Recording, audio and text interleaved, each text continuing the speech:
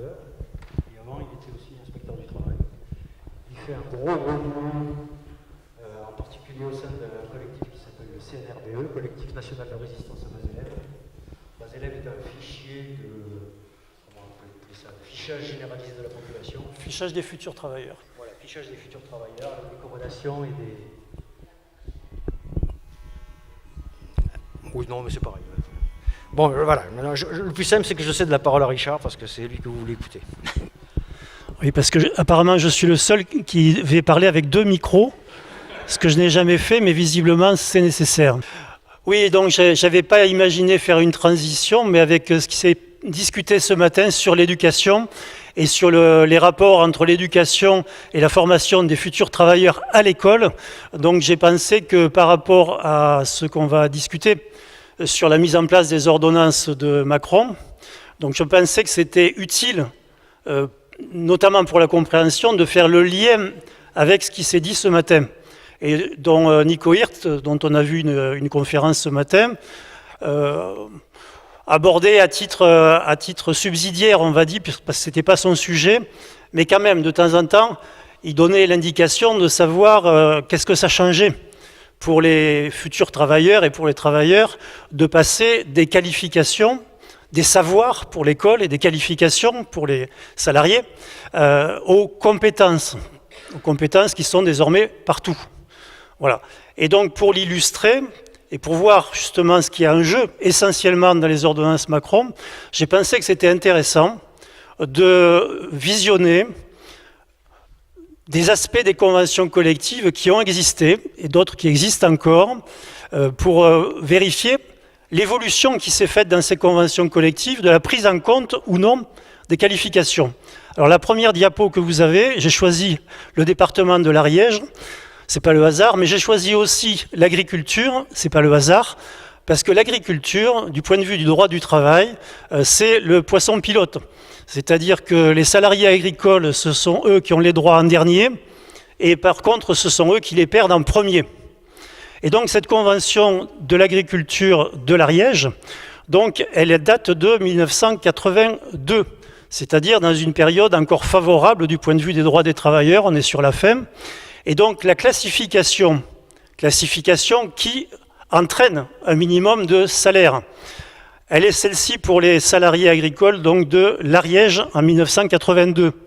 Donc on les classifie en groupes et donc la plus basse qualification manœuvre, donc le coefficient 100 qui correspond grosso modo au SMIC.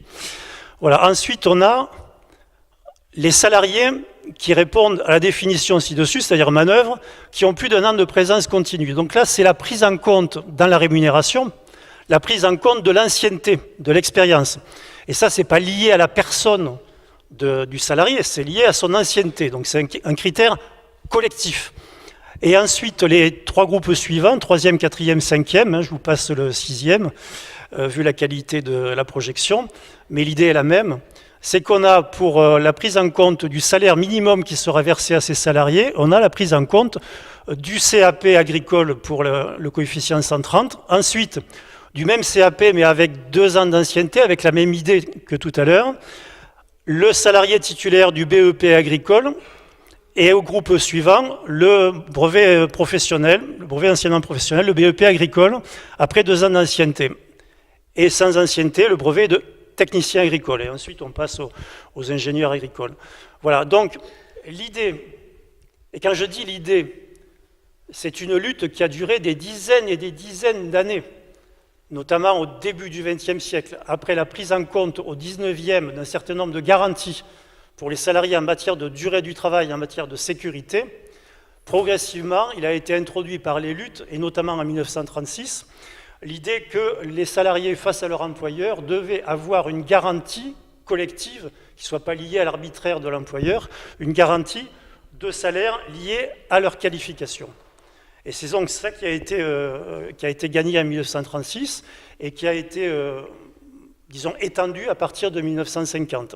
Et ces conventions collectives, c'est bien ce qui gêne l'Union européenne et l'OCDE partout, parce que ces conventions collectives elles disent la chose suivante: en fonction de la qualification, un salarié, quel qu'il soit, peut exiger d'avoir un minimum garanti de salaire. Et les ordonnances Macron, elles sont essentiellement tournées vers on va payer désormais les salaires comme on veut, quand on veut et si on veut. Voilà. Donc ça, c'était la convention de 1982 des salariés de l'Isère. C'est plus la même aujourd'hui. À preuve, justement, la même convention collective, mais dont j'avais dit l'Isère, c'était l'Ariège. On était en l'Ariège, bonne convention de 1982. Là, on est sur la convention agricole, toujours, de l'Isère, mais qui date de 2012, qui n'est pas la même. Et elle dit la chose suivante essentielle. Elle dit la classification se détermine par la définition des tâches à exécuter, pas par la qualification, par le diplôme ou l'expérience ou les deux. La classification est décidée par les tâches à exécuter. Et ensuite, c'est encore plus précis, c'est l'emploi réellement tenu qui détermine le niveau de la classification. Et on vous dit la référence au référentiel des diplômes ne sert qu'à déterminer le niveau de connaissance requis pour tenir l'emploi. Ce qui veut dire très exactement la chose suivante, que vous ayez un CAP, un BEP, un BTS, un brevet technicien ou d'ingénieur, ce n'est pas ça qui déterminera votre salaire dans cette classification, dans cette convention collective, ce sera le poste qu'on vous donnera et le poste que vous serez, du point de vue de l'employeur, capable de tenir. Donc c'est l'arbitraire le plus complet. Donc chaque salarié se retrouve avec ce type de convention, et ce n'est pas la pire, se retrouve face à l'employeur à devoir faire ses preuves, et l'employeur a décidé s'il le met à tel niveau ou à un tel autre. Alors je dis c'est pas le pire, je vais aller très vite là, puisque c'est pas l'objet de la discussion de cet après-midi. Je vais aller très vite, mais cette attaque contre les conventions collectives, elle a été systématisée par l'Union européenne à partir de 1996 et elle s'est traduite au niveau scolaire par l'imposition dans toutes les écoles de l'Union européenne, écoles et collèges et lycées et universités ensuite, d'un socle de compétences décidé au niveau européen. Vous avez sur la diapo le socle français qui est en caractère gras, noir. Vous avez le socle européen qui est exactement le même en caractère italique. Et je vous ai mis, parce que c'est l'objet quand même de la discussion d'aujourd'hui, en bleu, le socle qui a été retenu par les employeurs par accord interprofessionnel en France en 2015. Ils ont dit voilà ce que nous on exige comme compétences de base pour nos salariés. Et donc il suffit de lire très très vite pour voir que de ces qualifications qu'on était parti pour arriver à des compétences qui sont listées, là il y en a 7 ou 8, les savoirs, les connaissances disparaissent complètement au profit, si on regarde la fin de la ligne, pour ce qui concerne les attentes des entreprises, des employeurs. Voilà, la maîtrise de la langue française, eux, ce qui les intéresse, c'est que vous sachiez juste communiquer en français. Pour les langues vivantes étrangères, ils n'en ont pas besoin. Voilà, rien. Pour les principaux éléments de mathématiques et culture scientifique et technologique, il suffit que vous sachiez utiliser les règles de base de calcul et du raisonnement mathématique. Je ne vous le ferai pas, mais vous pourriez voir plus loin qu'une calculette suffit pour eux. Voilà. En ce qui concerne les techniques de l'information et de la communication, pour eux, il suffit de savoir utiliser les techniques usuelles de l'information et de la communication, c'est-à-dire ce que je ne sais pas faire très bien, c'est-à-dire mettre des diapos sur un joli écran, voilà, mais voilà, pianoter et envoyer des emails. Culture humaniste, rien. Pour eux, culture humaniste, ce n'est pas nécessaire, donc rien. Donc vous voyez là se profiler tous les abandons qui sont progressifs dans les écoles sur la philosophie, l'art, la musique, etc. Voilà. Compétences sociales et civiques, par contre, ça pour eux c'est très important. Et les compétences sociales et civiques pour une entreprise, c'est quoi? C'est l'aptitude à travailler dans le cadre de règles définies d'un travail en équipe. En clair, obéir, savoir obéir. Ensuite, la maîtrise des gestes et postures et le respect des règles d'hygiène de sécurité et environnementales élémentaires. En clair, savoir obéir. Voilà donc les compétences essentielles que les entreprises souhaitent. Alors je vous passe le détail parce que bon, ça nous amuserait, mais n'aurai pas le temps. Les CV qui sont maintenant demandés partout et qu'on commence à préparer dans les écoles avec les livrets de compétences, qui sont des pré-CV. Ça se traduit en fait quand vous arrivez à Pôle emploi par le CV qui a été décidé au niveau interprofessionnel par les employeurs en 2003, par un CV où vous avez à la fois vos qualifications, vos diplômes, mais aussi surtout vos compétences, y compris vos compétences comportementales. Voilà, donc ça c'est ce qu'on faisait pour rentrer son CV à Pôle emploi jusqu'à l'année dernière. Ce qui était déjà pas terrible. Mais on a fait mieux. On a fait mieux, voilà, donc depuis que Macron est arrivé, mais c'était déjà, il y a dans les tuyaux, on va dire, comme ils disent, depuis 2 ans. L'idée, c'est de supprimer les 32 000 conseillers Pôle emploi et de la remplacer par des logiciels. Ils sont déjà là. Il y en a un qui s'appelle Bob Emploi et il y en a un autre qui s'appelle Maintenant. Ce Maintenant que vous trouverez sur le site de Pôle emploi, qui s'appelle Emploi Store, il vous dit la chose suivante. Vous voulez un travail rapidement? Oui. Vous n'avez pas envie de remplir un CV compliqué? Oui. En 5 minutes, vous allez, sans CV, vous allez pouvoir avoir votre équivalent du CV qui va circuler sur Internet pour aller chercher l'emploi que vous souhaitez. Et vous rencontrerez les employeurs. Et donc, voilà ce qu'on demande. On vous dit, voilà, vous sélectionnez le métier que vous voulez. Par exemple, vendeur. Vous avez à cliquer dans les 4 qualités, dans les 10 ou 15 qualités qui vous sont proposées, les 4 qui vous semblent vous convenir. Quelles sont les 4 qualités que vous voyez pour vous dans le travail de vendeur? Alors j'ai mis un caractère gras parce que j'ai cliqué, quoi. J'en ai mis 4, au hasard, pas tout à fait. Mais si vous regardez en vitesse, vous pourrez voir que là-dedans, il n'y a aucune qualification à aucun moment donné. La seule chose qu'on vous demande, c'est de savoir obéir et d'obéir vite et d'obéir bien. Voilà, donc vous avez par exemple satisfaire un client à tout prix, percuter vite, ça on le retrouve dans quasiment tous les métiers qui sont sur ce site, percuter vite. Percuter vite, se passer du responsable, là j'ai cliqué parce que je ne sais pas si c'est un piège ou pas. Je pense qu'il y a des métiers où c'est un piège, il ne faut pas répondre ça. Des métiers peut-être où il faut, je ne sais pas. Voilà. Et résister au stress, ça aussi on le voit beaucoup. Résister au stress. Alors, je ne vais pas toutes vous les passer, mais pour le plaisir, et parce que je sais qu'il y en a ici qui aiment bien l'armée, je vous fais l'agent de sécurité pour l'armée. Quelles sont les qualités qu'il est bon de cliquer? Donc là, il n'y en a pas beaucoup. Alors j'ai mis découvrir le monde, un souvenir de mes temps anciens où on disait que engagez-vous, vous verrez du pays. Voilà, peut-être c'est une qualité pour faire agent de sécurité dans l'armée. J'ai mis faire confiance à quelqu'un assez rapidement dans l'armée, je ne sais pas, mais bon, peut-être que c'est une qualité.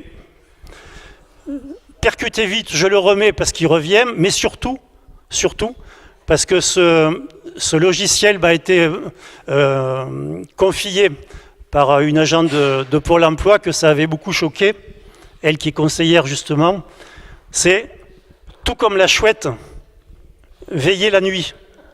Voilà ce qu'on vous demande à Pôle emploi pour postuler sur un poste que vous aurez peut-être, à condition 1 d'avoir cliqué 4 fois et ensuite d'avoir répondu aux 2 questions qui viennent après.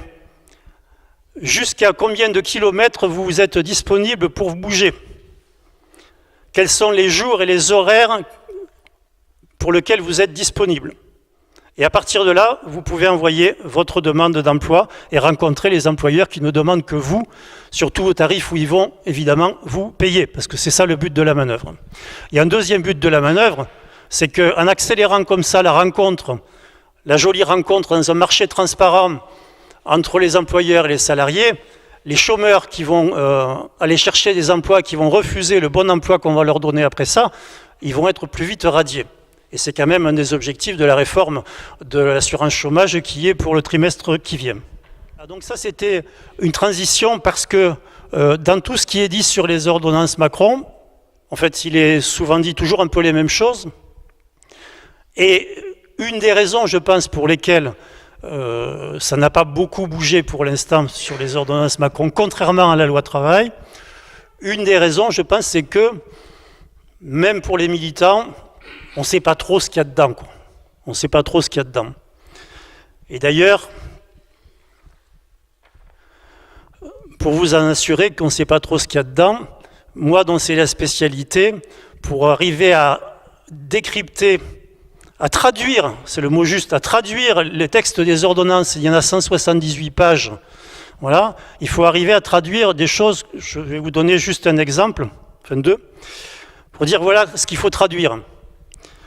Au premier alinéa du 2 de l'article L 3132-25-3, les mots « soit par accord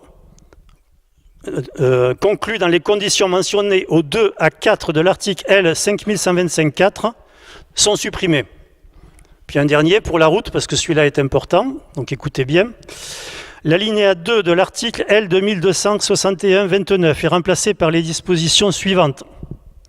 Il peut, dans les mêmes conditions, étendre les clauses incomplètes au regard des dispositions légales, sous réserve soit de l'application de ces dispositions, soit, lorsque la loi renvoie leur mise en œuvre à la conclusion d'une convention de branche ou d'entreprise, que les compléments soient prévus par la convention d'entreprise. Voilà, moi j'y ai passé beaucoup de temps, donc, et ce beaucoup de temps se traduit par quelques diapos que vous verrez donc, pour l'explicitation des choses, mais ce qui est essentiel et en lien avec ce qui vient d'être dit sur les conventions collectives, c'est la diapo qui est la première. Et ça, vous en avez forcément entendu un peu parler, hein, l'histoire de l'inversion de la hiérarchie des normes. Bon, on ne sait pas trop ce que c'est, ou on croit savoir, mais en fait, c'est ce qui est au tableau là. Ce que j'ai mis au tableau, c'est les anciennes dispositions avant l'ordonnance. Avant.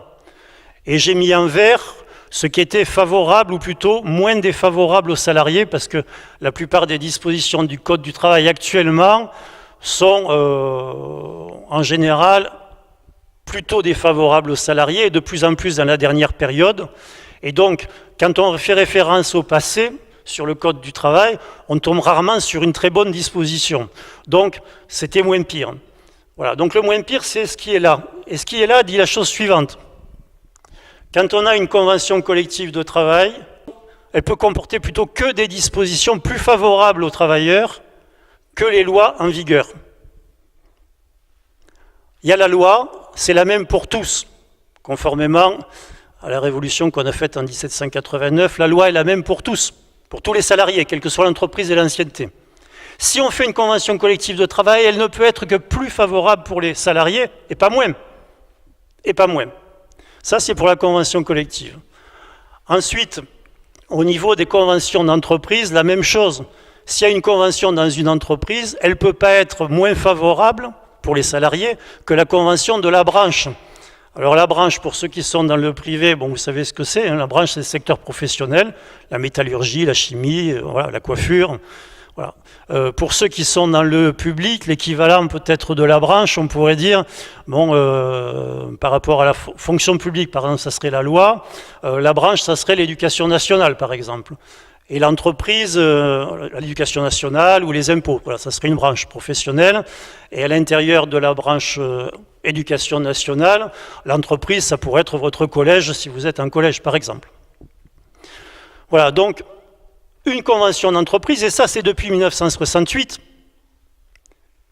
Les conventions de branche, c'est depuis 1936 que ça a été décidé, que évidemment, on ne peut pas faire moins que la loi, moins que la convention de branche dans un accord d'entreprise. Et le dernier alinéa, le dernier article, c'est pour dire que dans une entreprise, un contrat de travail, quel qu'il soit, ne peut pas être plus défavorable que l'accord de l'entreprise pour l'ensemble des salariés de l'entreprise. Il peut y avoir un contrat individuel qui dise mieux, mais pas moins que pour tous les autres salariés de l'entreprise. C'est-à-dire que le contrat de travail dans ce schéma-là, il est au-dessus de tout. Il récolte la loi, l'éventuelle convention de branche, l'accord d'entreprise et puis l'accord individuel dans le contrat de travail. Voilà. Ça, c'est le schéma avant les ordonnances. Alors, je vais faire vite pour ne pas faire le la chronologie historique de la chose, parce que ça s'est fait quand même en plusieurs temps, hein, 1982, 2004, 2007. Et puis surtout, la loi El Khomri, la loi travail 2016, qui a commencé à changer complètement cette chose-là. Et donc là, je vais au bout, c'est-à-dire les ordonnances Macron, ça donne la chose suivante. Voilà. Une convention de branche peut comporter des dispositions, des stipulations moins favorables aux salariés. C'est écrit en toutes lettres. Moins favorables que celle d'une convention sur un champ plus vaste, c'est-à-dire par exemple un accord interprofessionnel. Et ensuite, alors c'est dommage parce qu'il n'y aura pas le dernier article, je ne sais pas si on peut la voir. Non, mais ça fait un jeu commenté. Donc, ensuite, ce qui est introduit de façon très claire par les ordonnances Macron, c'est la délimitation du champ des conventions de branche par rapport aux conventions, aux accords d'entreprise. Vous l'avez entendu ça dans les médias quand même. Quand Mélenchon il dit ouais l'accord d'entreprise, Édouard Philippe répond pas du tout, et M. Mailly de Force ouvrière dit non, on a bien négocié, c'est pas comme ça. Si, c'est comme ça, vous allez voir. Donc la convention de branche, il a été dit par les ordonnances qu'on va les réserver des matières, des domaines à l'intérieur du droit du travail qui ne seraient que pour la convention de branche. C'est-à-dire qu'un accord d'entreprise ne pourrait pas contenir des dispositions plus défavorables que la convention de branche. Donc ils ont listé un certain nombre de domaines, il y en a 13. Voilà, alors j'ai mis que les deux premiers parce que c'est les deux premiers les plus significatifs. Les 11 autres sont tous, sans exception, des domaines où on a dégradé ce qui était avant dans la loi. C'est-à-dire qu'on a donné à la branche la possibilité de faire le droit contre ce qui était avant dans la loi, et donc évidemment de le faire de façon plus défavorable pour les salariés. Donc je vous ai mis sur la diapo que les seuls deux domaines sur lesquels on pourrait imaginer que l'accord de branche ce soit bien qui prime par rapport à l'accord d'entreprise, et notamment par rapport à ce que je viens de dire en préambule sur les conventions collectives par rapport au salaire. Et donc, justement, ce qui est indiqué, c'est que quand il y a un accord de branche qui dit qu'il y a des salaires minima qui sont dits hiérarchiques, hein, par groupe, dans la fonction publique, c'est les indices, là, c'est en général des coefficients ou des échelons. Voilà, donc salaire minimum hiérarchique et classification, il est écrit que c'est les branches qui décident. Donc là, on est content. Et M. Mailly est content. Sauf que, je vous ai mis la conclusion de cet article qui fait 1 page et demie. Il est dit, c'est en rouge, que dans ces matières, donc les 13 matières, les 13 domaines réservés à la branche, les stipulations de la convention de branche prévalent sur la convention d'entreprise, on est content, sauf lorsque la convention d'entreprise assure des garanties au moins équivalentes. Et là, il faut réfléchir 2 secondes en se disant qui est-ce qui va dire que c'est équivalent? La réponse, elle est écrite. Hein. C'est l'accord d'entreprise qui va dire que c'est équivalent. Et donc vous, salarié qui est dans une branche, qui va dire mais c'est pas équivalent, qu'est-ce que vous avez le droit de faire? L'ordonnance a prévu, vous avez le droit de contester l'accord d'entreprise. Alors avant, on avait une éternité pour contester les accords, les conventions, les lois. Vous pouviez les contester à tout moment.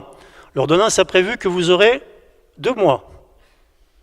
Quand il y aura un accord d'entreprise qui dira c'est équivalent au salaire conventionnel qu'on va vous dégrader, vous aurez 2 mois pour aller contester devant le tribunal. Mais l'ordonnance a prévu aussi que même si vous allez au tribunal, vos chances de gagner seraient très réduites. D'abord parce que l'ordonnance a dit on doit considérer qu'un accord d'entreprise est négocié et conclu conformément à la loi, de façon légale. Et donc le juge, qui est juge de la loi, il doit considérer a priori, quand vous irez au tribunal, que vous avez tort, puisqu'il doit considérer, puisque c'est écrit, que l'accord a été conclu et négocié conformément à la loi. Imaginons que vous arriviez à convaincre le juge. Ça fait déjà beaucoup d'obstacles. L'ordonnance a prévu le dernier obstacle. L'ordonnance dit, si le juge casse l'accord d'entreprise, il faudra qu'il fasse attention aux conséquences éventuellement préjudiciables pour l'économie de l'entreprise, de sa décision. Et donc, l'ordonnance dit qu'il faudra qu'il prenne des précautions en assortissant sa décision d'une modulation dans le temps. C'est-à-dire, pour le passé, ça ne sera pas rétroactif, et pour l'avenir, on pourra décaler l'effet de la décision, par exemple dire qu'elle s'appliquera dans 6 mois. Voilà. Donc imaginez le nombre de salariés qui iront tenter l'expérience de contester un accord d'entreprise. Ça va être très difficile. D'autant que arriver à démontrer qu'un accord ne donne pas des garanties équivalentes, sachant que dans le jeu, sur la rémunération, il n'y a pas que les salaires, évidemment. Ça, c'est les salaires de base.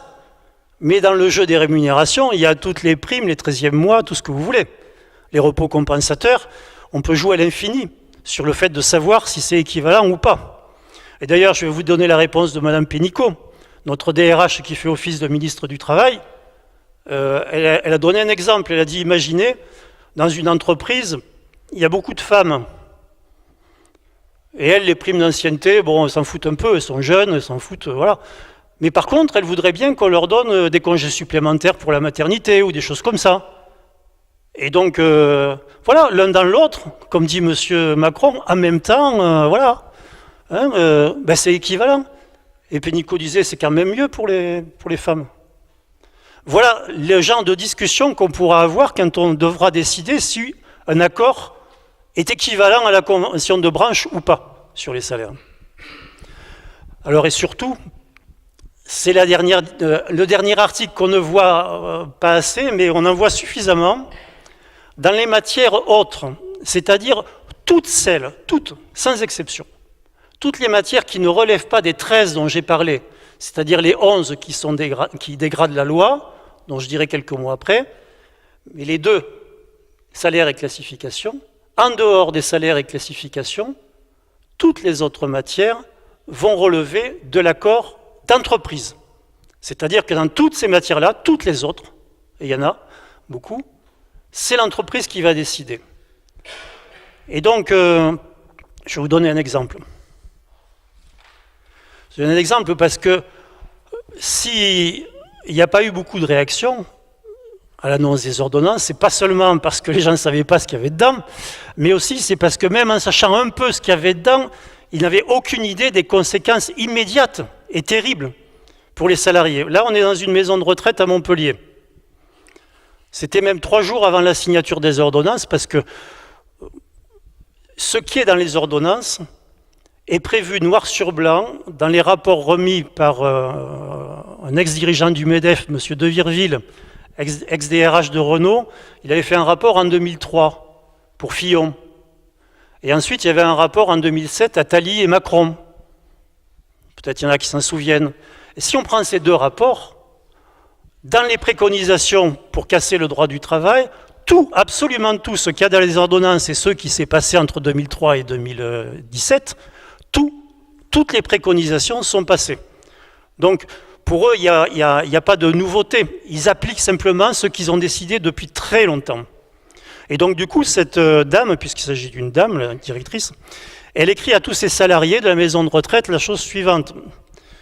Par la présente, nous vous informons personnellement de la décision prise par la direction de supprimer les usages suivants. Oui, elle appelle ça usage parce qu'elle pense que ça fait mieux de dire usage, mais il y a effectivement des usages, mais il y a aussi de la convention collective et des accords d'entreprise dedans. Donc voilà ce qu'elle décide de supprimer. Temps d'habillage et de déshabillage. Ça, c'était possible depuis la loi El Khomri. Prime de dimanche et jours fériés. Ça, c'est l'ordonnance Macron. Rémunération et récupération des jours fériés. Ça, c'est les 2. C'est Macron et Macron, puisque la loi El Khomri, c'était quand même Macron, j'espère que vous le savez. Voilà. Ensuite, prime d'ancienneté, étrenne, oui, parce qu'on est dans un établissement un peu particulier. Rémunération ou récupération des temps de déplacement hors trajet habituel. Voilà, donc cette dame, donc responsable de cette maison de retraite, prend sur elle la décision, et elle a le droit de le faire, de décider que les 10 jours fériés qui sont prévus par la convention collective de cette maison de retraite, les 10 jours fériés, peuvent être supprimés. Les gens n'imaginent pas que ce soit possible. Mais c'est bien ça qui est en jeu. C'est-à-dire supprimer tout ce que les employeurs depuis très longtemps ont toujours pas supporté de payer, c'est-à-dire payer les gens quand ils ne travaillent pas, voilà, et gratter tout ce qu'ils peuvent gratter. Eh bien, avec l'ordonnance, tout ce qui est jours fériés, repos compensateur, 13e mois, prime d'ancienneté, prime de tout ce que vous voulez, ils peuvent le faire. Avec un accord d'entreprise.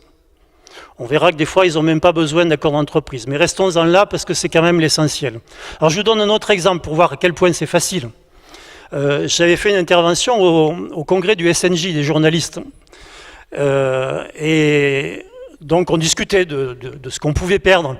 Et il y avait une journaliste qui disait « Oui, mais quand même, les syndicats, ils ne vont pas signer des mauvais accords d'entreprise, quand même. Bon, on va se défendre, puis il y a des bons accords, quand même. Bon, voilà. » Et il y avait une autre journaliste du groupe Sud-Ouest qui lui a dit, voilà, ben chez nous, donc déjà, hein, ça venait de sortir, les ordonnances venaient de sortir, ben on a été convoqué par la direction qui nous a dit, voilà, nous, on veut supprimer 4 jours fériés.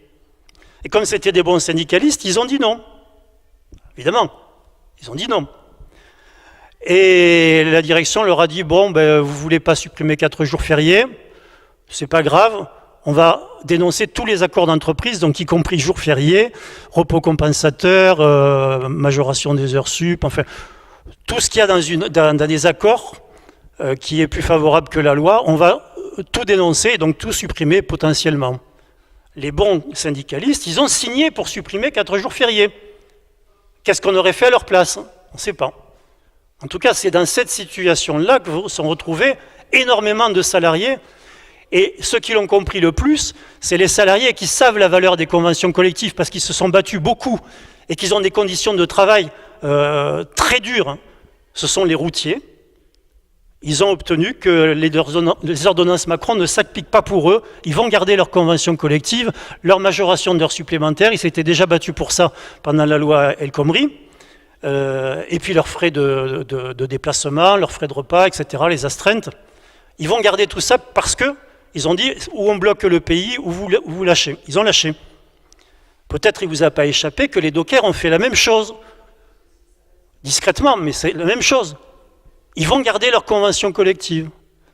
Il ne vous a peut-être pas échappé que les salariés des raffineries de pétrole, qui étaient beaucoup dans l'action en 2003 pour les retraites, et en 2010 aussi pour les retraites, mais pas seulement pour les retraites pour l'âge, hein, parce que les conditions sont dures, les cancers sont importants dans les raffineries de pétrole, mais aussi parce que bon, dans les raffineries de pétrole, on a une convention collective qui est de bonne qualité, entre guillemets. Donc les raffineries de pétrole, ils ont dit le 23 septembre, si vous ne lâchez pas, on va se mettre en grève illimitée à partir du 23 septembre. En espérant évidemment qu'ils n'auraient pas à le faire. Mais ils ont très bien compris. Le même phénomène est en discussion. La même chose se passe en ce moment pour le BTP. La même chose se passe un peu pour la métallurgie. Là, vous n'entendez pas parler, mais ça fait plus d'un an que les métallurgistes ils discutent au niveau national pour qu'on leur conserve leur convention collective. Et là, c'est un retour aussi à la première diapo de transition que j'ai faite tout à l'heure. Qu'est-ce qu'ils demandent les métallurgistes? Le gouvernement fort de la loi El Khomri qui disait les 700 conventions collectives en France, on va les fusionner pour qu'il n'y en ait plus que 200. Macron lui dit j'en veux que 100. Et donc ça fait déjà 1 an et demi qu'on discute pour les fusionner, diminuer les conventions, et évidemment raboter tous les droits qui vont avec. Les métallos, ils ont 76 conventions collectives. 76.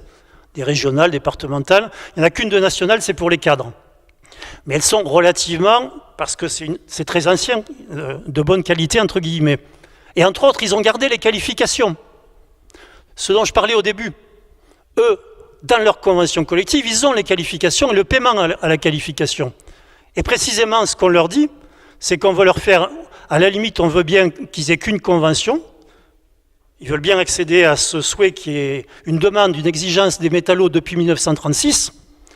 On veut bien qu'une convention collective pour vous, mais les classifications, désormais, ça ne sera plus à la qualification, ça sera sur le poste que vous occupez.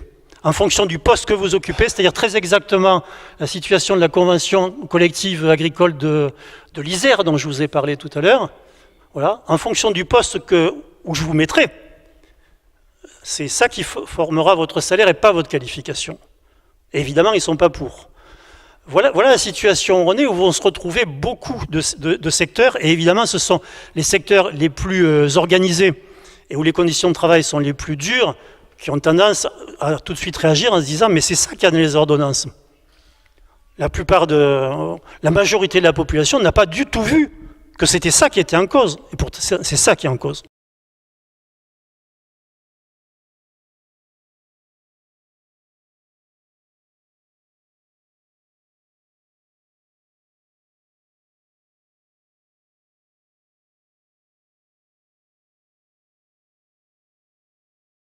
Alors, dans ce qui a été réservé aux branches, je vous disais, on a donné aux branches des choses qui relevaient de la loi. Et là, ça concerne beaucoup les jeunes et les femmes. Les contrats dits courts, c'est-à-dire les contrats à durée déterminée, et les missions d'intérim, les contrats de mission.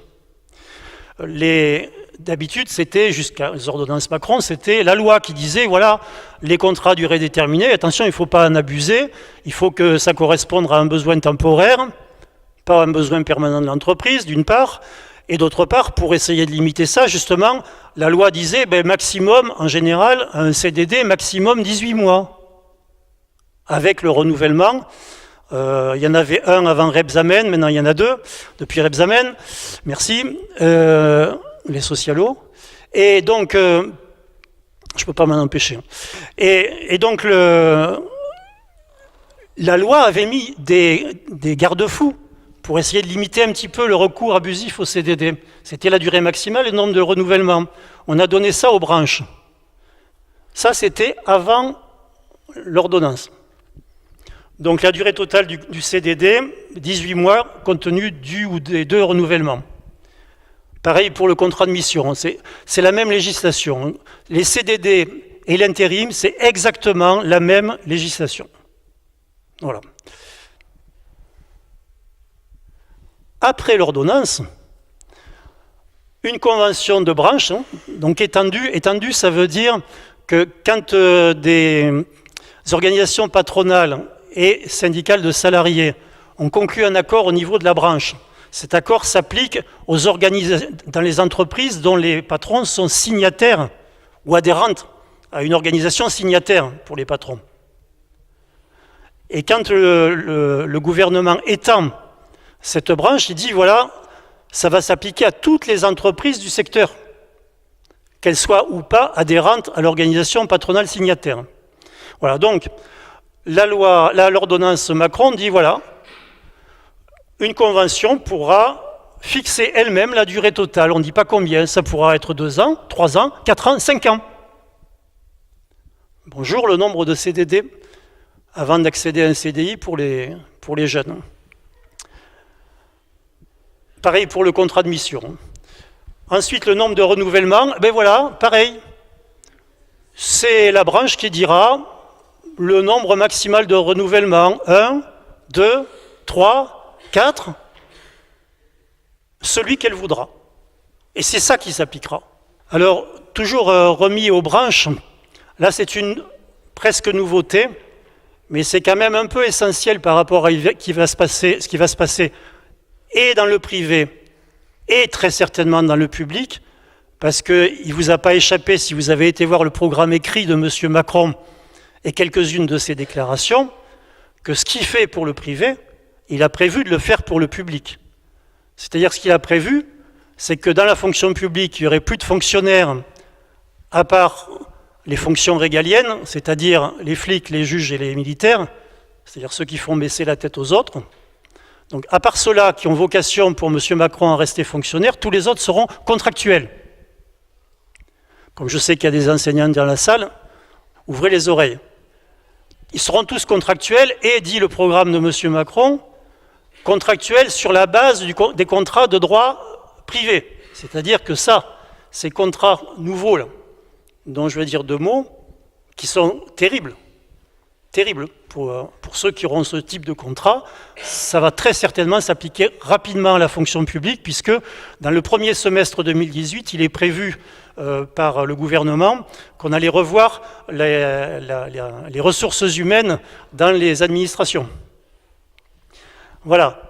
Donc ce qui a été décidé par l'ordonnance, c'est que désormais, on pourrait avoir des CDI qui n'ont de CDI que de nom, qui sont pires que des CDD. Alors c'est des CDI, on les appelle CDI de chantier ou d'opération. Le mot important, c'est opération. Parce que CDI de chantier, ça existait déjà, voilà, sur des chantiers, des vrais, du BTP par exemple. Voilà. Mais d'opération, non, ça n'existait pas. Le mot opération, il est là justement pour faire en sorte que ces CDI soient utilisables partout. Parce qu'une opération, ça peut être n'importe quoi. Donc ces CDI, ben, là, c'est la branche qui va décider de faire des CDI dans sa branche pour une opération. Et c'est l'accord de branche qui va décider, il va être comment ce CDI? Ben voilà, c'est l'accord qui va décider quelles sont les activités concernées. Donc c'est la branche qui va décider si on peut faire des CDI partout dans son secteur professionnel. C'est pas la loi, donc on pourra en faire partout. C'est elle aussi qui va décider comment on va payer les salariés en CDI d'opération. C'est elle aussi qui va décider combien d'indemnités de licenciement. Et la meilleure, c'est pour la fin, mais ça dit bien un peu la chose, c'est que quand est-ce que ça se termine un CDI de chantier ou d'opération? Ben quand le chantier est terminé ou que l'opération est terminée. Oui, sauf que vous n'avez pas la date. Même l'employeur, sûrement, il ne l'a pas. Et il ne l'a tellement pas qu'il peut arriver, déjà, c'est prévu par l'ordonnance, que le chantier ne débute pas et que l'opération ne commence pas non plus. Regardez. La Convention devra prévoir les modalités adaptées de rupture de ce contrat dans l'hypothèse où le chantier ou l'opération pour lequel il a été conclu ne peut pas se réaliser ou se termine de manière anticipée. Voilà, je vous avais dit comme ça entre deux portes, hein, voilà, on a une opération là, qui va durer à peu près 6 mois. Bon, je vous le dis comme ça, que vous sachiez quand même, parce qu'on est humain quand même. On sait que vous avez peut-être une famille, ou je sais pas, bon, vous avez des charges, il faut que vous puissiez un petit peu prévoir l'avenir. Donc je vous le dis pour vous, 6 mois. Hein. Mais peut-être, avant les 6 mois, il y aura un événement imprévu, par exemple que vous ne donnez pas satisfaction. Je sais pas, je dis ça au hasard. Et l'opération va peut-être se terminer plus tôt que prévu. Et donc il faudra prévoir, savoir si on va lui payer une indemnité, et si oui, combien. C'est la branche qui va, c'est pas la loi qui va décider ça. Mais imaginez le salarié, donc je dis surtout, là aussi, ça va être aussi les jeunes pas mal, hein, les salariés qui vont être dans cette situation, tous les jours, au lieu de courber l'échine pendant 6 mois en se disant, ben, j'ai 6 mois quand même, hein, pendant 6 mois, ils ne peuvent pas me mettre dehors, parce que c'est ça les CDD, les intérims. Si on a un contrat de 6 mois, ils ne peuvent pas vous mettre, sauf faute grave, il faut qu'il la justifie, on ne peut pas vous mettre dehors pendant les 6 mois. Là, tous les jours, vous pouvez être dehors. Je ne vous raconte pas comment vous allez ramper. D'autres possibilités pour les accords d'entreprise, c'est de revoir un certain nombre de conditions de travail. Par exemple, le travail de nuit. Le travail de nuit, il est encadré jusqu'ici par la loi. Alors, depuis la loi Macron, depuis la loi El Khomri, ça a été beaucoup dégradé, les conditions du travail de nuit. Mais il restait encore ça dans la loi. Le recours au travail de nuit doit être exceptionnel. C'était avant l'ordonnance. Hein. Exceptionnel. Il doit prendre en compte les impératifs de protection de la santé et de la sécurité des travailleurs. Je pense notamment à ceux qui travaillent en 3-8. Et il est justifié, il doit être justifié par la nécessité d'assurer la continuité de l'activité économique ou des services d'utilité sociale, l'hôpital par exemple. Voilà. Donc il y avait une obligation pour pouvoir faire appel au travail de nuit de respecter la santé des salariés et que ce soit exceptionnel et que ce soit indispensable. Voilà ce que ça devient après l'ordonnance. Et là, ça sera un accord d'entreprise, alors d'entreprise ou d'établissement. Dans la loi, c'était déjà comme ça depuis longtemps. L'accord d'établissement, c'est-à-dire dans une entreprise, on peut avoir plusieurs établissements, était au même niveau que les accords d'entreprise dans le Code du travail avant l'ordonnance. Et quand c'est passé à l'Assemblée nationale, ils avaient oublié les accords d'établissement. Et les Républicains, un coup pour eux, il n'y a pas de raison, les Républicains ont dit non, mais vous avez oublié, on peut aussi faire des accords d'établissement. Ah, c'est vrai, on l'a rajouté. Ils l'avaient oublié. Donc un accord d'entreprise ou de simple établissement va pouvoir définir toutes les conditions du travail de nuit. À la fois, c'est lui qui va dire pourquoi c'est justifié. Donc s'il le dit, vous irez contester au tribunal que c'est pas vrai après, mais c'est lui qui va dire si c'est justifié. C'est lui qui va dire quand est-ce qu'il fait nuit. La définition de la période de nuit, ça avait déjà commencé avec la loi El Khomri, mais là c'est encore plus clair. Et cette fois-ci, là, c'est pas par la loi, c'est pas par l'accord de branche, c'est l'accord d'entreprise. C'est lui qui va dire quand est-ce qu'on commence la nuit. C'est pas pour rien. Hein.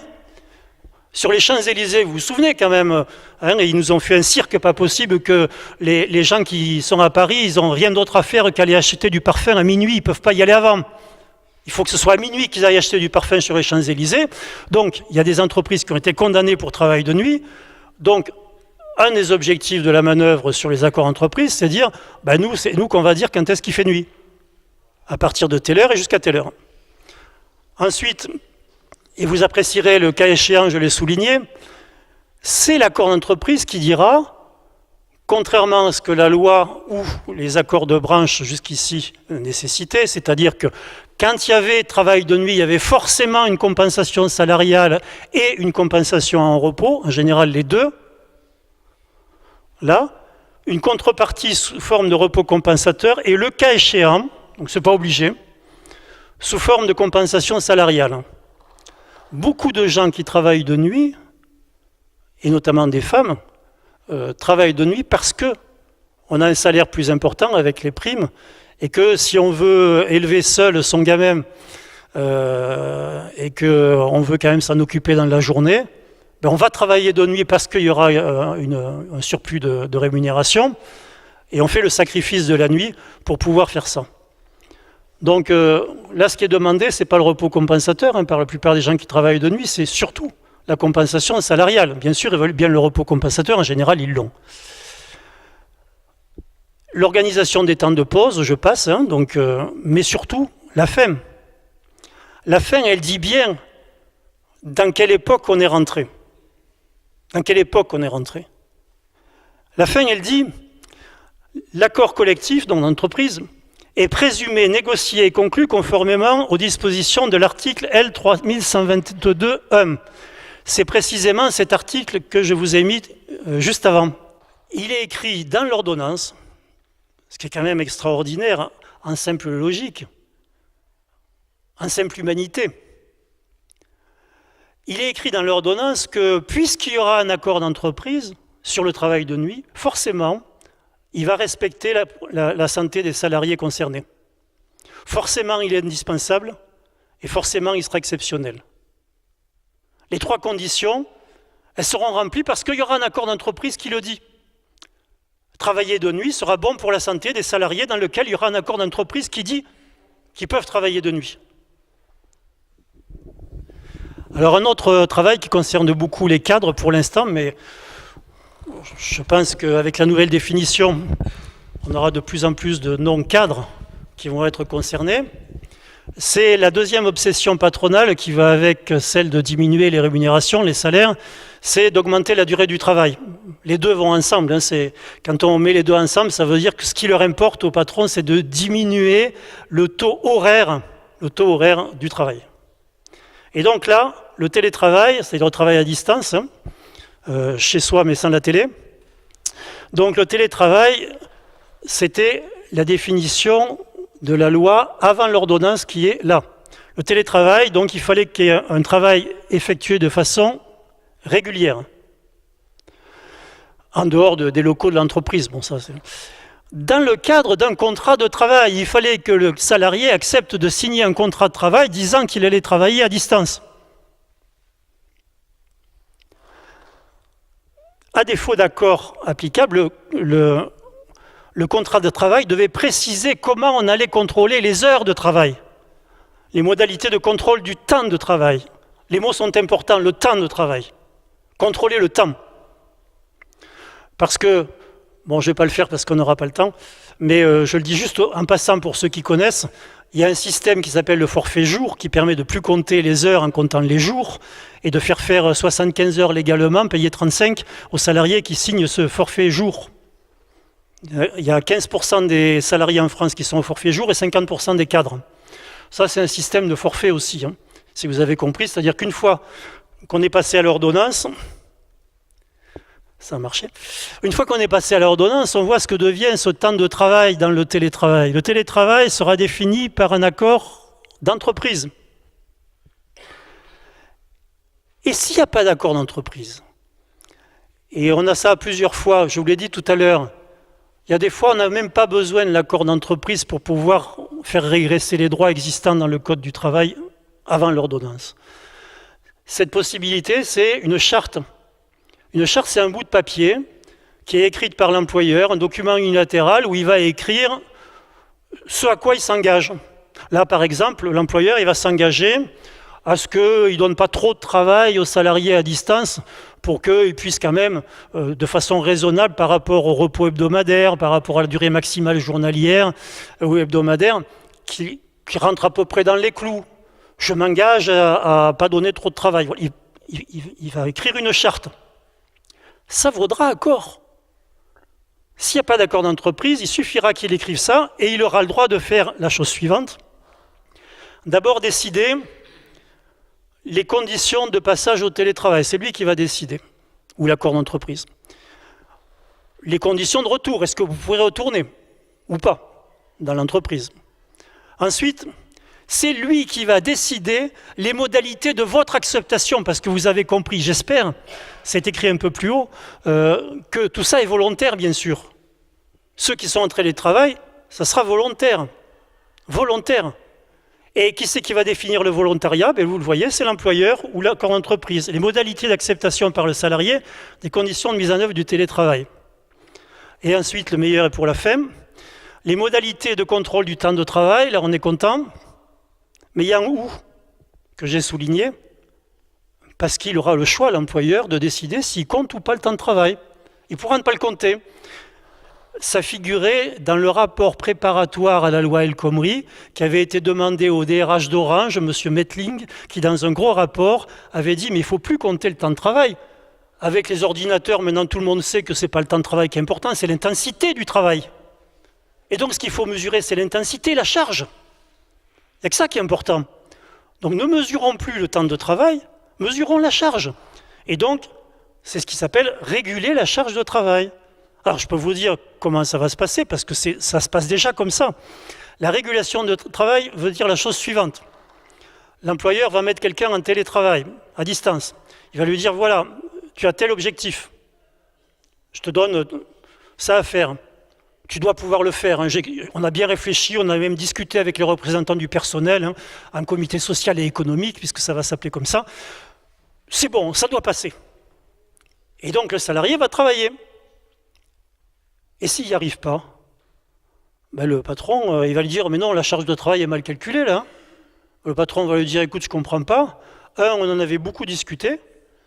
Deux, je constate que parmi les 5 autres qui sont en télétravail, il n'y en a aucun qui ait le moindre problème de charge de travail.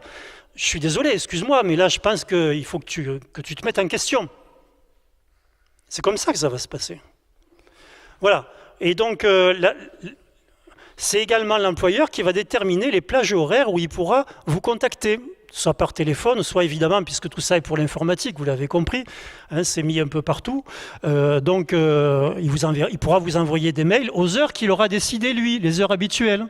Alors, c'est habituel, mais dans un autre passage, on voit qu'occasionnellement, bien sûr, dans l'urgence, il pourra aussi vous appeler en dehors des heures habituelles. Là, je l'ai mis ensemble parce que sinon, on ne comprend pas. C'est toujours pour le télétravail, mais c'est pour voir que dans chaque aspect, des modifications du droit du travail prévues par l'ordonnance, et pour toutes les lois avant, c'était la même chose. Il faut toujours penser, s'ils ont fait ça, pourquoi ils l'ont fait? Et quand vous posez la question, la réponse est toujours la même. C'est qu'ils vont gratter un petit peu quelques euros, ou quelques dizaines, ou quelques centaines, ou quelques milliers d'euros au passage. Ce qui était prévu par la loi pour le télétravail avant, c'était la chose suivante. C'était le patron qui devait prendre en charge les coûts du télétravail, c'est-à-dire le matériel, votre ordinateur, etc. Les logiciels, évidemment, les abonnements, les communications. Et aussi la maintenance, s'ils tombent en panne. Avec l'ordonnance, ça saute. L'ordonnance a fait sauter ça. L'ordonnance a dit la chose suivante, voilà, l'employeur est tenu, alors on n'en a qu'un bout, mais je vous le lis, l'employeur est tenu d'informer le salarié de toute restriction à l'usage d'équipements ou outils informatiques et de la possibilité d'être sanctionné s'il n'utilise pas les outils informatiques de la bonne façon que l'employeur a décidé qu'il devait les employer. C'est ça qui a marqué dans l'ordonnance. Non seulement on ne va pas les lui payer, les coûts relatifs à son travail, mais s'il ne fait pas les choses comme il faut, par exemple s'il abuse, je ne sais pas, des communications, Internet, bon voilà, il pourra être sanctionné, c'est écrit dans l'ordonnance, il faut qu'il le sache. Là je vais passer un peu plus vite, mais c'est également toujours par accord d'entreprise. Il y a deux possibilités maintenant nouvelles pour les employeurs de licencier sans licencier. On connaissait déjà depuis 2008 pour les salariés individuels la rupture conventionnelle qui est parfaitement contraire au droit européen et au droit international qui permet de licencier quelqu'un sans motif. La rupture conventionnelle, alors c'est vrai que ça arrange souvent, malheureusement, les salariés qui demandent une rupture conventionnelle, c'est parce qu'ils y ont été poussés en général et qu'ils ne peuvent pas faire autrement. Et plutôt de démissionner et de ne pas avoir le chômage, ben, ils disent, voilà, ben, tu ne peux pas me faire une rupture conventionnelle quand même, vu tout ce que j'endure, quand même, tu peux faire ça. Donc des fois, il y a raison pour laquelle il y a 400 000 ruptures conventionnelles par an. Par contre, des licenciements pour motif économique, il n'y en a quasiment plus. Les uns ont remplacé les autres. Et donc, ces ruptures conventionnelles sont volontaires. Et donc, c'est la raison pour laquelle on ne les appelle pas des licenciements, mais des ruptures conventionnelles. Par convention, on a convenu entre nous que j'étais volontaire pour partir. Ça, c'était avant l'ordonnance. L'ordonnance a dit, ce qui a été possible pour les individus, il faut que ce soit possible pour tout le monde. Quand dans une entreprise, il y aura beaucoup de volontaires pour partir, eh bien, pourquoi pas? S'ils sont volontaires pour partir, eh bien, il y aura deux dispositifs. Soit on appellera ça congé de mobilité, ça existe déjà, mais dans d'autres conditions. Congé de mobilité, alors il faudra pareil, toujours un accord d'entreprise qui dira, voilà, dans notre entreprise, on va faire des congés de mobilité. L'accord va dire quelles sont les conditions pour que les salariés puissent en bénéficier. Tous les mots sont importants. Le changement d'époque, il est là aussi. Vous allez bénéficier d'un licenciement. Bénéficier. C'est l'accord d'entreprise qui va dire que vous allez bénéficier du départ. C'est l'accord d'entreprise, et là aussi, souvenez-vous ce que j'ai dit tout à l'heure, qui va dire, l'accord d'entreprise va dire vos modalités d'adhésion à la proposition de l'employeur. C'est l'accord d'entreprise qui va décider à votre place comment vous allez adhérer. Comment vous allez être volontaire, parce que vous avez toujours bien compris qu'il s'agit toujours de volontariat, bien sûr. L'organisation des... Bon, les conditions auxquelles il est mis fin au congé, ça sera prévu aussi par l'accord d'entreprise. Combien vous allez toucher pendant le congé de mobilité? Eh bien, c'est l'accord d'entreprise qui le dira. Mais il y a un autre article, je vous le dis tout de suite, qui prévoit que vous ne pourrez pas avoir moins que 65% de votre salaire. Et 8,30 € par heure. Voilà. C'est-à-dire que vous serez en dessous du SMIC et aux 2/3 de votre salaire. C'est ça le congé de mobilité. Et à la fin du congé de mobilité, vous êtes dehors. Et l'accord d'entreprise dira combien on vous doit pour votre rupture volontaire acceptée. Voilà. Alors je le dis très vite parce que, bon, comme il y a quand même un certain nombre d'anciens dans la salle, vous savez sans doute que pour les licenciements pour motif économique, il y a eu une époque, entre 1975 et 1986, où il fallait l'autorisation de l'inspection du travail pour faire des licenciements pour motif économique, pour qu'elle voie si c'était fondé. De 1986 à aujourd'hui, il n'y en a plus. Mais avec la loi SAPEM, en 2013, encore un socialo, on a dit attention, nous on rigole plus sur les licenciements économiques, on va remettre l'autorisation, enfin la validation plutôt, de l'inspection du travail, ou plutôt le directeur régional, le chef hiérarchique de l'inspection du travail. Mais en fait, c'était qu'un contrôle de pure forme, hein. Simplement si les procédures étaient respectées, pas sur le fond, jamais sur le fond. Là, donc, il est prévu simplement que l'autorité administrative, la directe, sera informée que vous avez dans votre entreprise 80 personnes qui sont volontaires pour partir. Et donc, on vous informe que vous sachiez quand même, parce que vous êtes responsable du travail et de l'emploi dans votre département ou dans votre région, sachez que chez nous, on a 80 volontaires pour partir à Pôle emploi et que dans le bassin d'emploi où depuis 3 ans, vous essayez de faire venir des entreprises, vous aurez 80 chômeurs de plus. Donc, on vous le dit. Alors là, je passe vite aussi parce que c'est la même chose, c'est un accord d'entreprise qui permet, ça s'appellera plan de départ volontaire, c'est la même chose que les congés de mobilité. Donc l'accord d'entreprise va dire qui va pouvoir en bénéficier, qui va pouvoir partir, combien, etc. Et cette fois-ci, comme c'est un peu plus sérieux, l'autorité administrative mettra un coup de tampon, comme actuellement pour les plans dits de sauvegarde de l'emploi. Là aussi, les mots sont importants, ce sont des licenciements, hein, pas des plans de sauvegarde de l'emploi, mais ça s'appelle comme ça. Et donc là aussi, l'administration mettra un coup de tampon si la procédure est respectée, que la procédure, pas plus. Alors je vais passer, et là ça ira très vite, parce que peut-être on en discutera après, c'est les représentants du personnel. Qu'est-ce qu'ils deviennent là-dedans? Parce qu'on a vu que les accords d'entreprise allaient faire la loi. Un code du travail par entreprise, potentiellement, c'est ça qu'il va y avoir. Et donc la responsabilité de ceux qui vont signer les accords, bon voilà, on peut dire qu'elle va être importante. Sauf que, je vais le dire vite, mais vous avez sans doute entendu dire que désormais, pourront être signés des accords d'entreprise à peu près par n'importe qui et à n'importe quel moment, dans n'importe quelle entreprise, il sera possible de signer un accord, de trouver quelqu'un pour signer. Déjà parce qu'il y a beaucoup d'entreprises où il n'y aura pas besoin de signer. Les entreprises de moins de 20 salariés, il suffira d'un référendum. Il n'y aura pas d'accord. Le patron va dire voilà aux salariés, voilà ce que j'ai prévu. 4 jours fériés à moins. Vous allez voter. Si les 2/3 des exprimés votent pour, les 4 jours fériés sont supprimés. Et vous aurez donné votre accord, ça sera un accord. Donc déjà, voilà. Pour les petites entreprises, l'affaire, elle est réglée. Pour les plus de 50, je ne vous fais pas entre 20 et 50, entre 20 et 50, il suffira d'avoir un salarié mandaté avec un référendum après. Et pour les plus de 50, c'est celle-là dont on a entendu parler plutôt dans les médias. Pour les plus de 50, l'affaire, elle n'est pas très compliquée. S'il y a dans l'entreprise des syndicats majoritaires à 50% qui sont contre l'accord, mais qu'il y a dans l'entreprise des syndicats minoritaires qui représentent 30% des voix, qui sont pour l'accord. Avec la loi El Khomri, ces organisations minoritaires pouvaient dire au patron, voilà, on veut que vous organisiez un référendum auprès du personnel pour savoir s'il est pour ou s'il est contre, et à ce moment-là, ça va s'appliquer. Ça, c'est la loi El Khomri. L'ordonnance, elle dit mieux, elle dit voilà, bon, quand il y aura des syndicats minoritaires à 30% qui sont d'accord, le patron pourra de lui-même dire je consulte les salariés par référendum et ça vaudra accord. Pas aux 2/3, là, à la majorité des exprimés. Voilà donc dans quelles conditions vont signer les accords.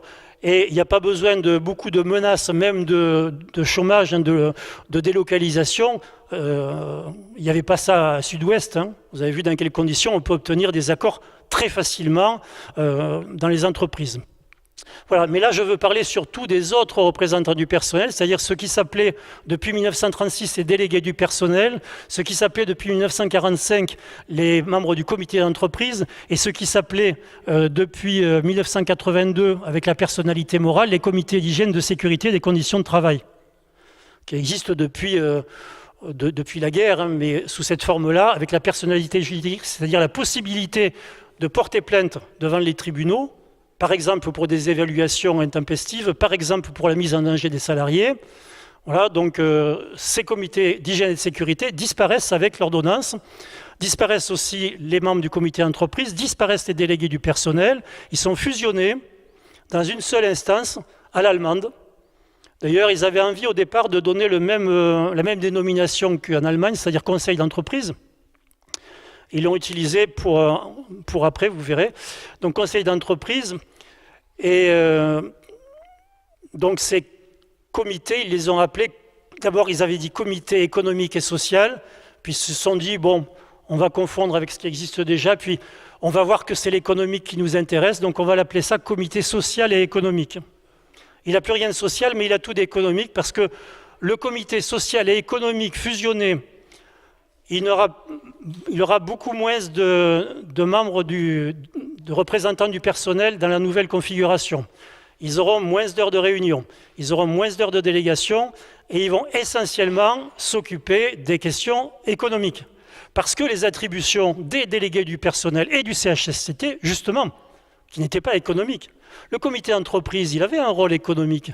Mais pour les questions, par exemple, de sécurité, pour les délégués du personnel et pour le CHSCT, c'était une exigence, la sécurité et la santé des salariés.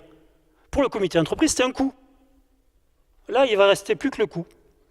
Un coût qui sera d'ailleurs difficile à mesurer parce que l'ordonnance prévoit aussi que dans les moyens qu'on sucre aux représentants du personnel, il y a les expertises. Les expertises du CHSCT, très importantes. L'ordonnance a prévu que pour une majorité d'expertises, le comité sera obligé de payer 20% des honoraires de l'expert. Et donc, grosso modo, je vous le fais vite, mais ils auront à choisir entre une expertise CHSCT et une expertise sur les comptes de l'entreprise, par exemple. Ils auront même à choisir aussi entre le sapin de Noël et les cadeaux de fin d'année ou les voyages pour le personnel, le budget des activités sociales et culturelles.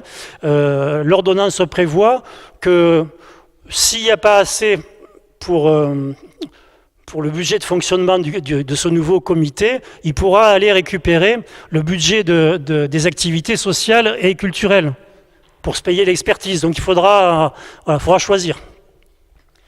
Donc, ce que je dis là, pour aller vite, je l'ai résumé, mais ça résume bien. Dans le titre de l'ordonnance, il est prévu que ça s'appellera « Fusion des institutions représentatives du personnel ». Fusion dit bien la chose, il n'y a plus qu'une seule instance.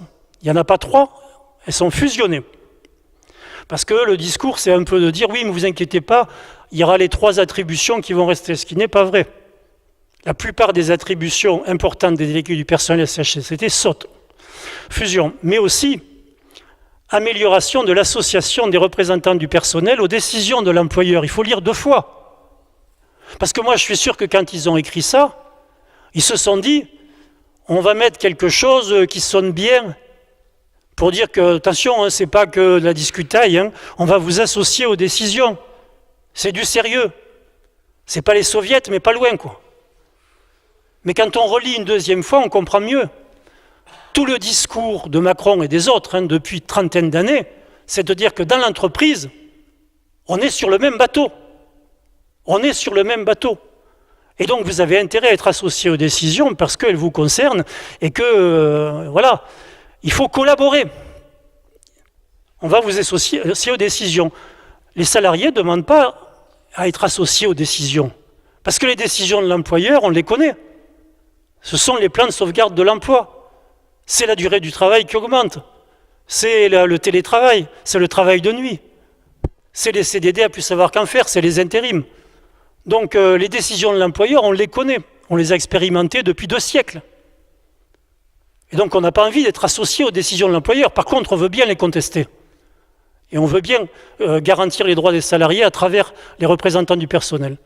Donc, dans le titre, il y a exactement ce qu'ils font ensuite, dans le détail des moyens et de la façon dont ils traitent les représentants du personnel, mais ça, on en discutera peut-être après.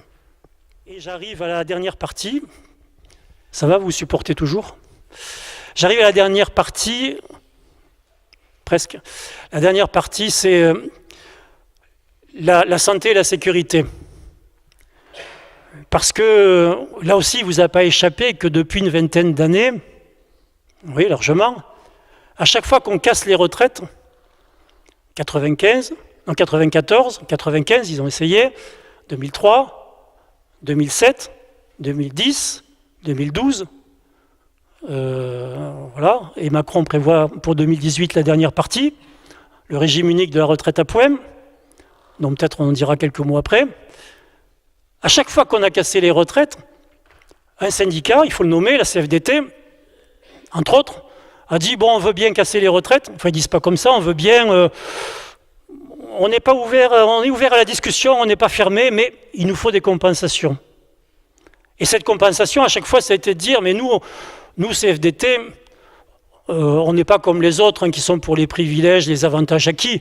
Nous, on est pour les salariés les plus en difficulté, ceux qui souffrent le plus. Et donc, nous, ce qu'on veut, c'est qu'ils puissent, dans les métiers pénibles, dangereux, partir à la retraite plus tôt. Et que ça soit pris en compte, la pénibilité. Prenez-nous ça en compte et on sera content. C'était déjà en 2003 comme ça. En 2003, ils n'ont rien fait. Ils ont dit on va faire, ils n'ont pas fait. Ils ont fait finalement par une loi en 2010, à la réforme des retraites de 2010. On dit oui, d'accord, on vous fait ça. Ça s'est rentré dans la loi en 2011. Toujours pas appliqué. Sur le papier, oui. Mais cette loi disait quoi? Elle disait pas on va prendre en compte les métiers pénibles, pas du tout. Elle disait on va mesurer pour chaque salarié le degré de souffrance, tous les jours.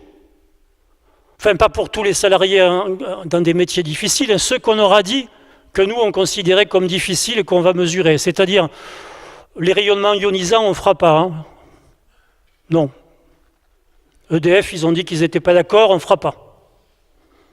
Ce n'est pas considéré comme dangereux, donc on ne compte pas. Les agents biologiques dangereux, on ne fera pas non plus, ce n'est pas un problème. Donc on a défini 10, pas métiers, 10 risques, comme ils disent, c'est assurantiel, c'est assurantiel, 10 risques professionnels qu'on va mesurer pour savoir si au bout de la carrière, si vous y arrivez, si on vous donnera un trimestre ou 2 trimestres ou 3 trimestres pour pouvoir avancer votre retraite. Et donc ils en avaient défini 10. Ça, c'était avant l'ordonnance. Alors, ces 10, il y avait ceux qui étaient liés à des contraintes physiques marquées. Manutention lourde. Travail répétitif. Posture difficile. Les carreleurs, ceux qui sont sur les toits, etc. Posture difficile. Et vibration mécanique. BTP, par exemple. Ensuite, l'environnement physique agressif. Il y avait les agents chimiques dangereux, y compris les poussières. Ou certains rythmes de travail de nuit, etc. Donc là, je passe vite. Ça, c'était les 10, ils étaient dans ces 3 catégories avant l'ordonnance. Après l'ordonnance, alors je l'ai mis en rouge parce que c'est écrit d'une façon telle que si vous lisez vite, vous ne comprenez rien du tout. C'est fait pour. Voilà, l'employeur, il doit déclarer, donc pour ces risques-là, les facteurs de risque professionnels mentionnés au B, C et D du deuxièmement et au troisièmement de l'article. Donc je vous mets l'article. Donc il doit déclarer le B, environnement physique agressif, activité en milieu hyperbare, en pression. Température extrême, bruit. Voilà, il y en a d'autres, mais bon. Voilà, donc c'est ça qu'il doit déclarer. Par contre, comme il ne doit pas déclarer le reste, vous pouvez voir en noir tout ce qui a sauté, tout ce qui ne sera plus mesuré. Mais justement, les manutentions manuelles de charge, justement les postures pénibles, justement les vibrations mécaniques et justement les agents chimiques dangereux, y compris les poussières. Pensez beaucoup à l'amiante. Pensez beaucoup à l'amiante. Parce que les seuls progrès qui ont été réalisés depuis 50 ans sur l'hygiène sécurité en vrai en France, c'est grâce, si on peut dire, à ceux qui se sont battus sur les cancers liés à l'amiante. C'est eux qui ont réussi à obtenir, par exemple, que le Conseil constitutionnel dise, contrairement à ce qui est vrai depuis la fin du 19e siècle en France, où on considère que les accidents du travail ou les maladies professionnelles, ce sont des risques, et que donc, contre un risque, on peut s'assurer, et donc la responsabilité de l'employeur peut en être dégagée. Et que donc, à la limite, même si l'employeur a commis une faute, eh bien, il suffira d'une indemnisation forfaitaire du salarié victime pour être satisfait. C'est ce qui se fait depuis la fin du 19e siècle.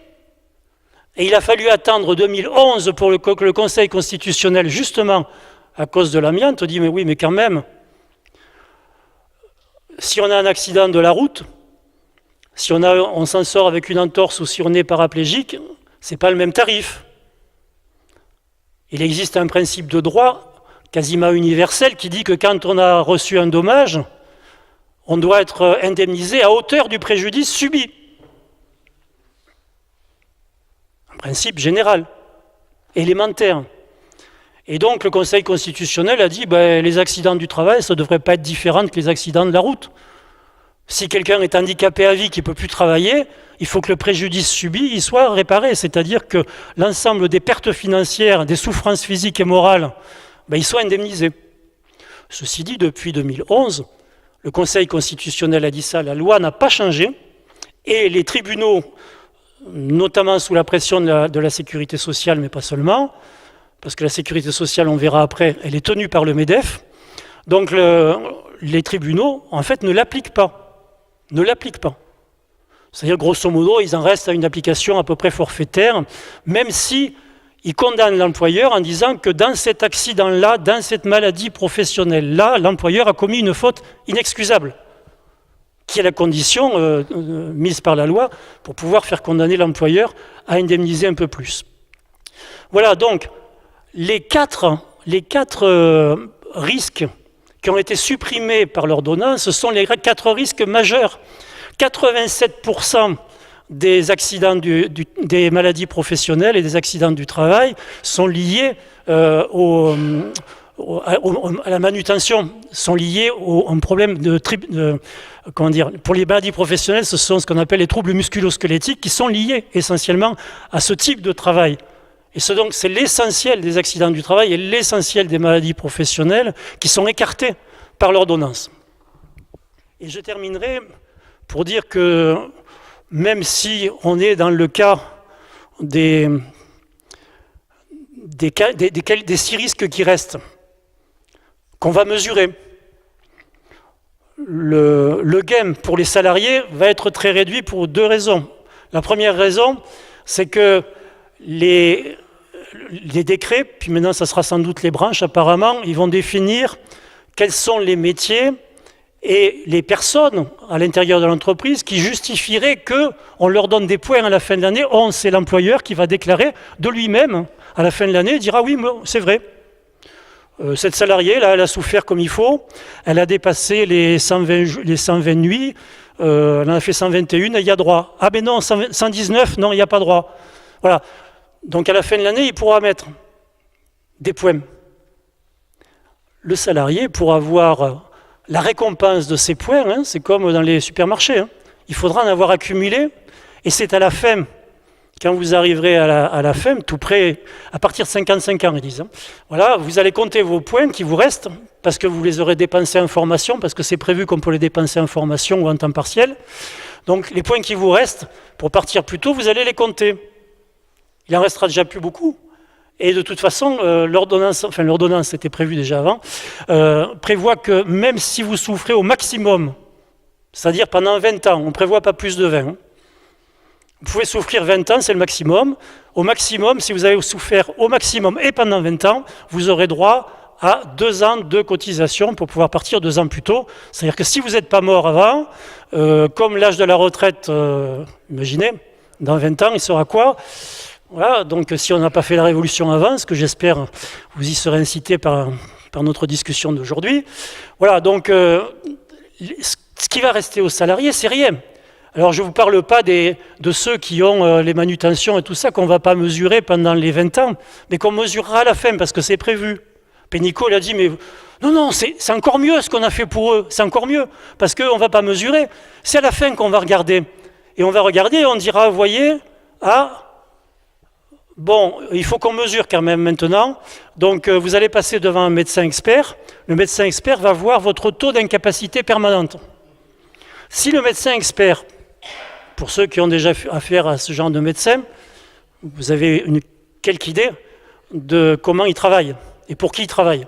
Donc, le médecin expert va dire votre taux d'incapacité. S'il n'est pas supérieur à un taux qui va être fixé par un décret avant le 1er janvier 2018, mais vous aurez droit à rien. Sinon, si vous dépassez le taux, on dira, oui, on considère que vous êtes en maladie professionnelle et on est gentil avec vous, Vous n'aurez pas besoin à passer par tout le cycle de ceux qui veulent faire reconnaître des maladies professionnelles, hein, qui doivent justifier que c'est dans un tableau, qui remplissent les critères, etc. Vous, cadeau. Du moment que vous êtes suffisamment amoché, que vous avez dépassé le taux d'incapacité qu'on va mesurer, on vous déclarera maladie professionnelle. Elle n'est pas belle, la vie? Non, elle n'est pas belle. Voilà, donc la dernière chose, c'est qui est-ce qui va s'occuper de votre compte? Parce que tout ça va se faire en compte. On a parlé des CV, on a parlé un petit peu ce matin des livrets de compétences pour les élèves et pour les autres dans les entreprises et les administrations, il y en a partout. Voilà, il y a un compte personnel d'activité depuis la loi Rebsamen et El Khomri qui concerne toute la population active, c'est-à-dire pas simplement les salariés, mais les chômeurs, les retraités, ça c'est depuis El Khomri, les indépendants, tout le monde, toute la population active, donc a un compte personnel d'activité dans lequel vous avez un compte personnel de formation, dans lequel se trouve votre CV numérique pour toute la population. Et donc dans ce compte d'activité, il y a aussi le compte des points là, de la pénibilité. Il est là-dedans. Et qui est-ce qui va gérer tout ça? On pourrait se dire, c'est logique que ce soit la caisse d'assurance vieillesse pour la pénibilité. Et c'était le cas avant l'ordonnance. C'est en vert. La gestion du compte est assurée par la caisse d'assurance vieillesse. Depuis l'ordonnance, c'est plus eux. C'est le réseau des organismes de la branche accident du travail et des maladies professionnelles tenu par le MEDEF depuis 1945. Tenu de fait par le MEDEF depuis 1945, ou 67 je devrais dire plutôt, tenu de fait par le MEDEF, mais tenu de droit depuis 2006, parce qu'il y a eu un accord au niveau national pour dire que ça serait le MEDEF qui serait président de ce qui fait office de conseil d'administration de cette branche, qui n'aurait même pas besoin de voter comme avant, où il y avait des organisations salariées qui votaient régulièrement, c'est pour ça que de fait c'était toujours le MEDEF et le CNPF avant, voilà, qui tenaient cette branche. Elle est indispensable, hein, cette branche, parce que c'est elle qui fixe si on vous reconnaît l'accident du travail ou la maladie professionnelle ou pas, et c'est elle qui fixe si on vous indemnise et à combien. Et là, c'est elle qui va fixer vos points, comment on va gérer votre compte pour le... Voilà. Donc, ils se sont donné tous les moyens, et je clôt par là, tous les moyens pour contrôler l'ensemble des salariés depuis l'embauche jusqu'au licenciement, jusqu'à la retraite et même jusqu'à la mort, puisque le compte personnel de formation, c'est un compte qui est ouvert jusqu'à votre décès. Voilà, je vous l'apprends peut-être, mais c'est comme ça.